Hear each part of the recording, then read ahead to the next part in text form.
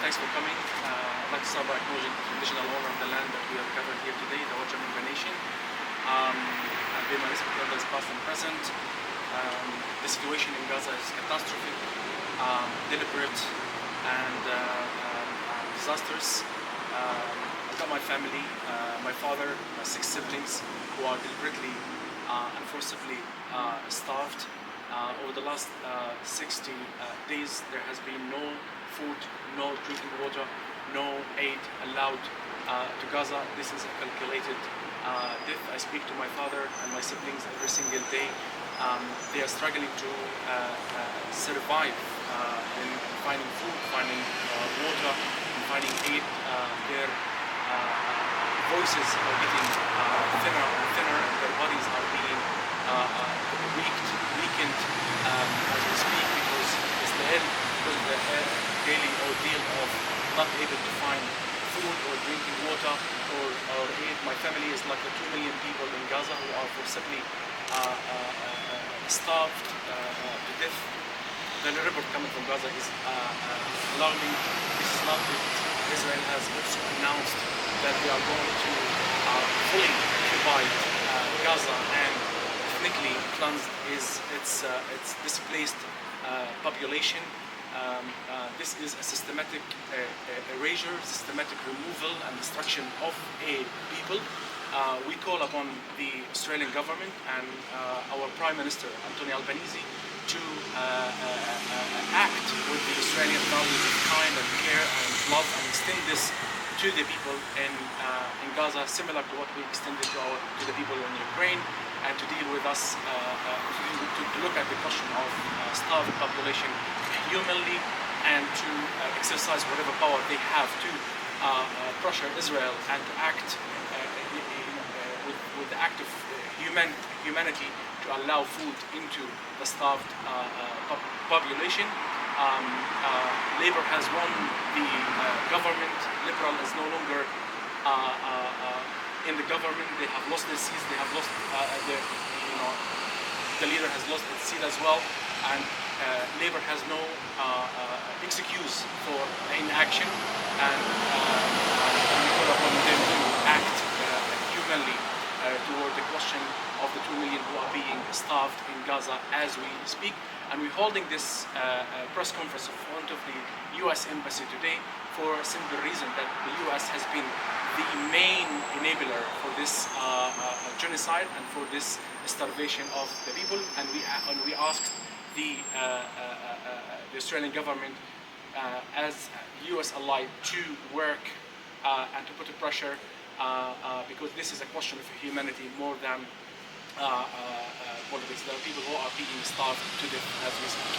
I'll pass on to Ahmed, who's got also family and relatives in Gaza, to tell us his I had to write this down. It's too emotional for me just to take it, speak out loud. It's very close to home. My name is Ahmed, and my family, my brother, my niece, nephews, uncle, aunts, are among the people of Gaza now enduring mass starvation. My young nephew hasn't had bread in days. My niece is drinking dirty water now. And the rest of the family are boiling wheat, whatever they can find. It's almost 60 days, nothing has entered Gaza. This is not just very tragic. This is happening right now. We're just witnessing live media, man-made famine, a deliberate calculated starvation campaign against over 2 million people, and the whole world's watching. Half of them children, the malnutrition. It's not just a humanitarian crisis, it's a moral failure. It's a violation of international laws. This is collective punishment, war crime, and should shame every institution that claims to stand for human rights, democracy, or the rule of law. The Australian government must stop hiding behind vague statements. It must stop pretending neutrality while continue to approve arms exports and diplomatic cover. Silence is not impartiality. Silence is complicity. To the US administration, you represent a country that claims to defend freedom and dignity. But what freedom is there when an entire people are forced to choose between slow death by bombs or through this by hunger? We need to end the starvation. We need to end it now. Your weapon, your funding, your influence, the US government must stop. It should be diverted to save lives, not kill people. This is not about politics anymore. It's about humanity. Thank you. They can do questions. Joe, do you want to do this bit, stand up a bit closer? Get these guys to questions. Maybe you can answer.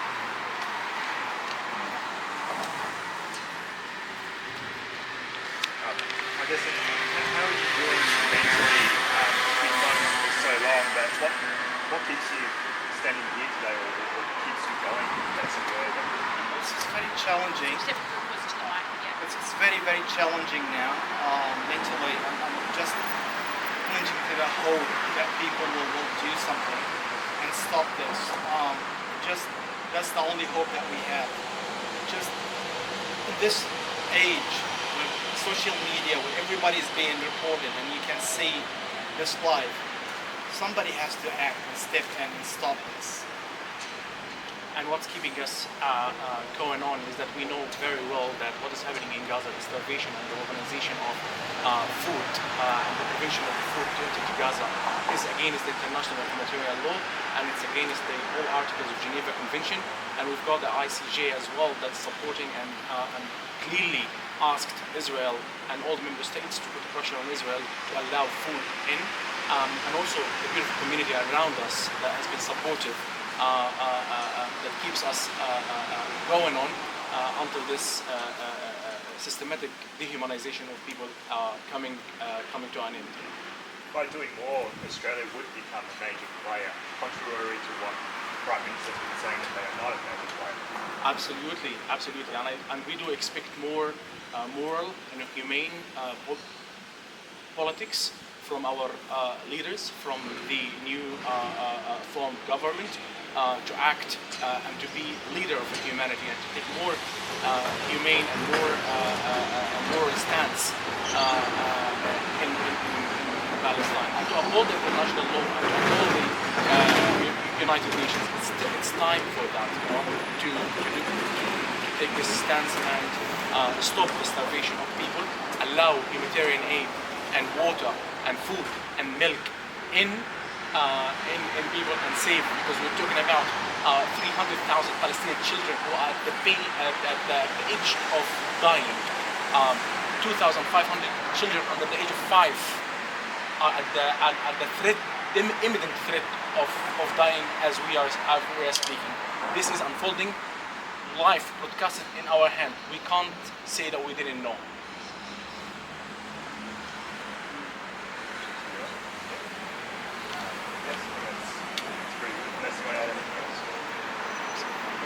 Maybe we could keep standing like this if you want to get some kind Yeah, of I guess ideas. cut away, Okay. yeah. Rewind the mics.